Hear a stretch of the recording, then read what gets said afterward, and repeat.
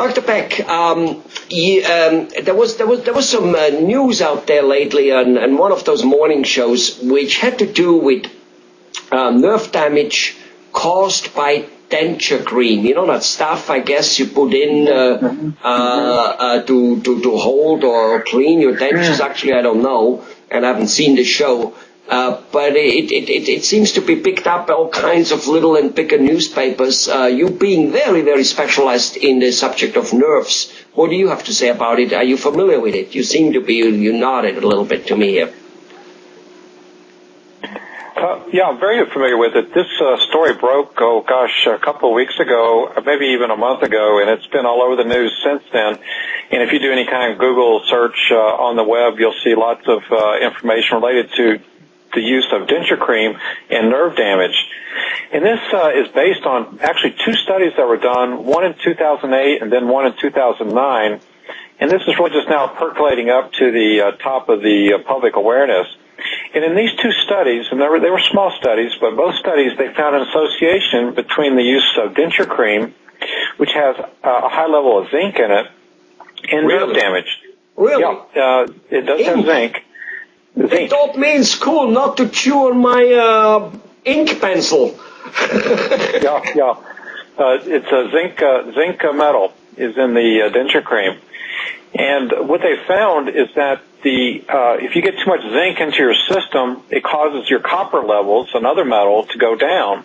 Now, if your copper levels go down, this causes nerve damage. And it can be nerve damage both in your central nervous system, that being your brain and spinal cord, and in your peripheral nervous system, that being the nerves in your arms and legs. So it's a multiple nervous system involvement that they feel is possibly related to the use of denture cream and excessive use of denture cream that has high zinc content in it.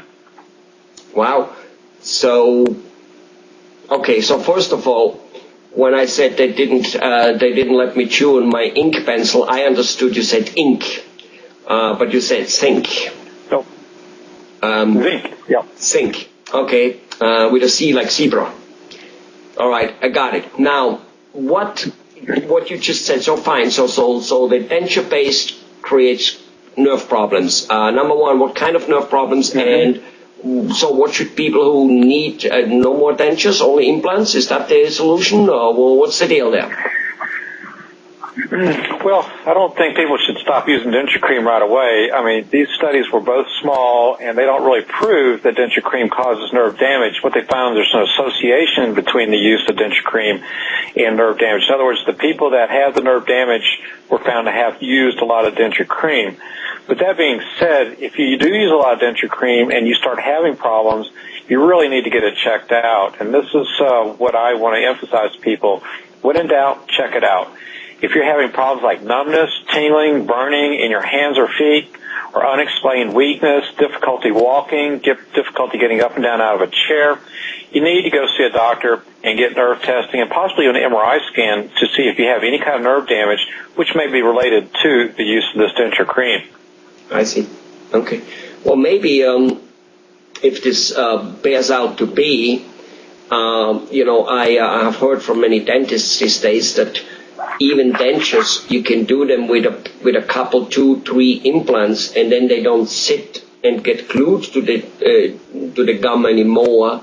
So I think, at least, and perhaps I think the denture cream actually can be eliminated, while yet the denture is way more fixed, stable, and not pushing at the gum, and which is probably why you use the cream to soften the impact, almost like a Nike shoe, I guess. You soften the impact.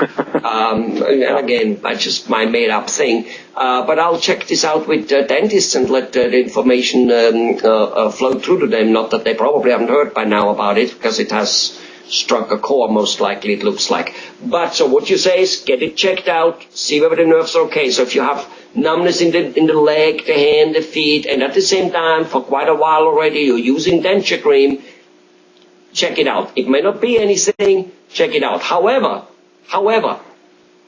numbness in the feet, in the legs, in the extremities, simply isn't a good thing even at age of 80. It isn't necessarily normal. It should be at least addressed. Can it be totally fixed and avoided? But it can be diminished. So overall you have it longer, because numbness means your circulation in that area isn't anymore strong enough. Things are blocked somehow.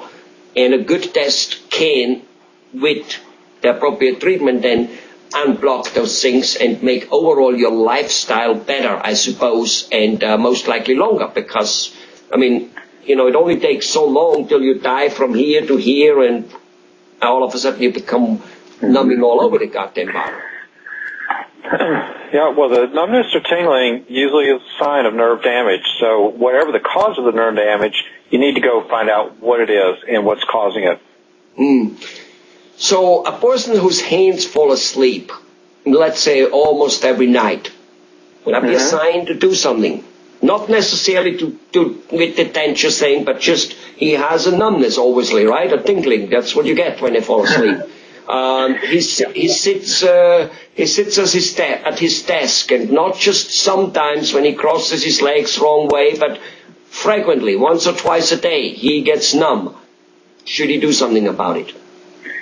Yeah, a lot of people think this is a circulation problem, but anytime you have numbness or tingling, it's a nerve problem. And when you have a nerve problem, you want to find out what is going on before that nerve damage becomes irreversible. I see. So what you're saying is here, a tingling and numbness in the fingers and in the feet and then falling asleep. Is that part of it? Is that the same thing?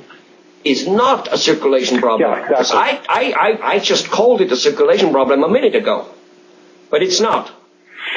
No, it's caused by a nerve problem. Something's happening to the nerve to shut off the sensation to your brain. So you need to find out what's causing it and what's happening to the nerve to make your hands get numb, tingly, and weak. What are some of the causes sometimes? Well, hands falling asleep at night, carpal tunnel is really common.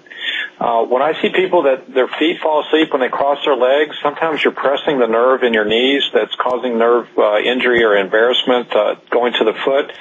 Sometimes you can get pinched nerves in your hip muscles, so from tight muscles on the sciatic nerve.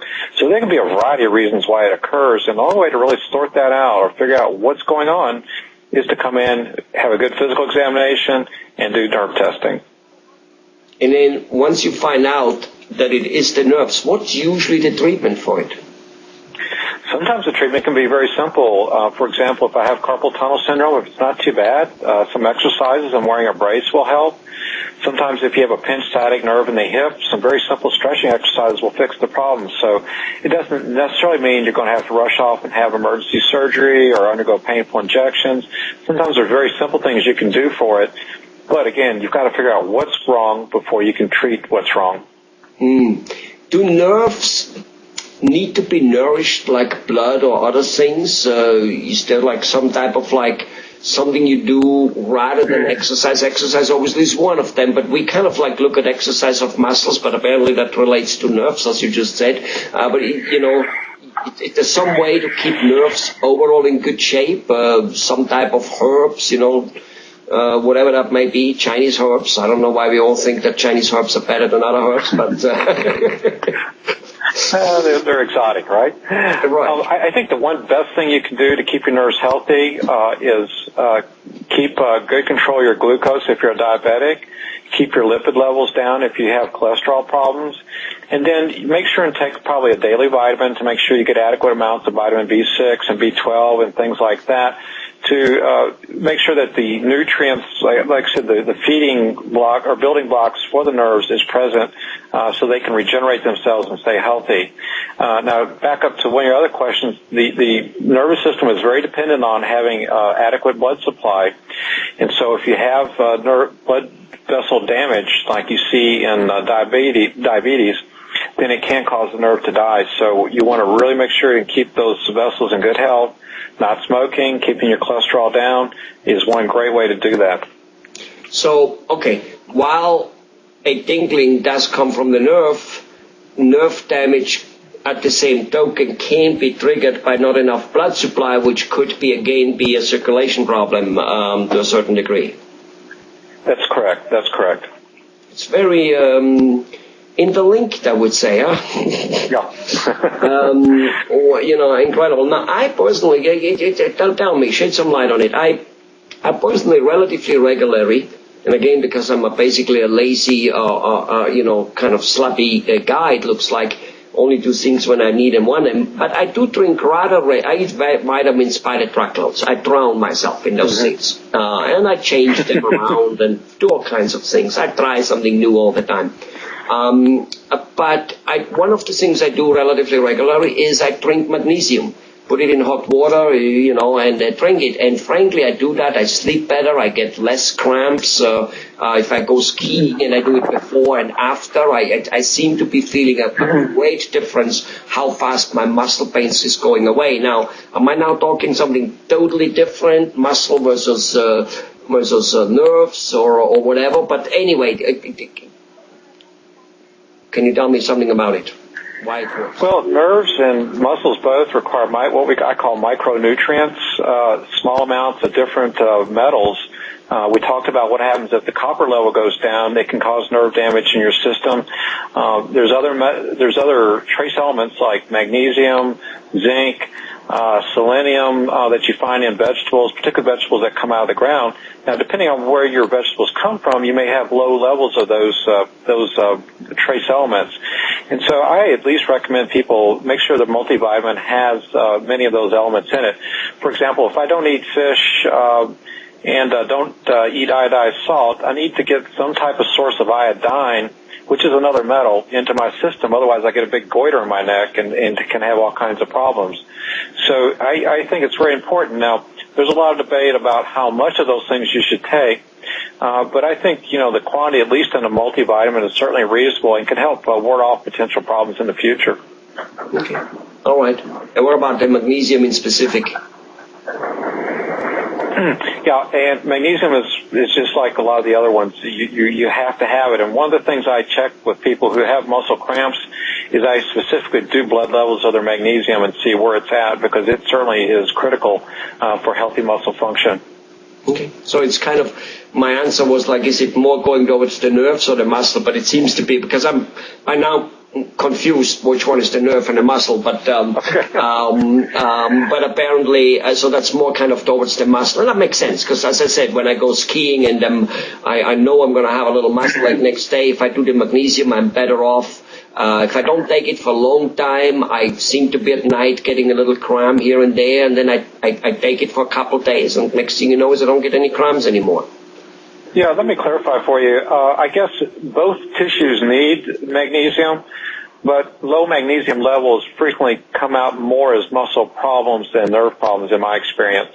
In other words, muscle cramps, muscle pain, inability to exercise, that's what I normally see when people have low magnesium levels. Okay. Well, thank you very much. I appreciate your candidness and definitely your great knowledge about the anatomy of the body. Thank you very much, Dr. Beck.